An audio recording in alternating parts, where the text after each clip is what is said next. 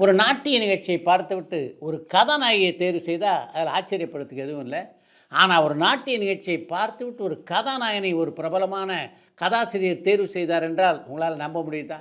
அப்படி தேர்வு செய்யப்பட்டவர் தான் ரஞ்சன். ஒரு காலகட்டத்திலே ரஞ்சனுடைய நாட்டிய அரங்கேற்றம் சென்னையில் நடைபெற்றது. அந்த நாட்டிய அரங்கேற்றத்தை பார்ப்பதற்காக ஜெமினி கதையிலாக்காவைச் சேர்ந்த வேப்பத்தூர் கிட்டு வந்திருந்தார். ரஞ்சன் நடனம் ஆடிய விதமும் அவருடைய தோற்றமும் வேப்பத்தூர் கிட்டுவை பெரிதும் கவர்ந்தது. அதன் காரணமாக ஜெமினி ஸ்டூடியோவிலே அப்போது படங்களை இயக்கிக் கொண்டிருந்த ஆச்சாரியா கிட்ட ரஞ்சன் என்ற இந்த இளைஞரை பற்றி அவர் எடுத்துச் சொன்னார்.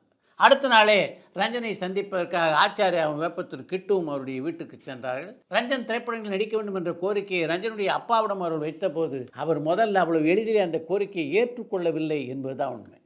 நடனம் நாட்டியெல்லாம் ஸ்டேஜில் ஆடுறது பரவாயில்ல, திரைப்படங்கள் ஆடி அவன் சம்பாதிக்கிறதெல்லாம் நான் விரும்பலை. அது மட்டும் இல்லாமல் சினிமா தொழிலில் பல பெண்கள் இருப்பாங்க, என்னுடைய பையன் சின்ன பையன், அவன் கெட்டு போயிடக்கூடாது என்றாராம் ரஞ்சனுடைய தந்தை. நாங்கள் ஜெமினி ஸ்டூடியோவில் படமாக்க இருக்கின்ற கதை ரொம்ப சிறந்த கதை. அது மட்டும் இல்லாமல் உங்கள் பையனை பற்றி உங்களுக்கு எவ்வளோ அக்கறை இருக்கோ அதுக்கு மேலே எங்களுக்கு அக்கறை இருக்குது. அவர் பாதை மாறிவிடாமல் பார்த்து கொள்ள வேண்டியது எங்கள் பொறுப்பு அப்படின்லாம் உறுதி சொல்லி தான் ரஞ்சனை திரைப்படத்துறைக்கு அழைத்து வந்தாரலாம் வேப்பத்தூர் கிட்டுவும் ஆச்சாரியா என்ற அந்த காலகட்டத்து பிரபலமான இயக்குனரும். என்னுடைய பையன் மேல் படிப்பெல்லாம் படிக்கணும், அதனால் இந்த படம் தவிர வேறு எந்த படத்திலும் அவன் நடிக்க மாட்டான் என்ற நிபந்தனையோடு தான் ரஞ்சனை நடிக்க அனுமதித்தார் ரஞ்சனுடைய அப்பா. அப்படி உருவான திரைப்படம் தான் ஜெமினியினுடைய ரிஷ சிங்கர் என்ற திரைப்படம்.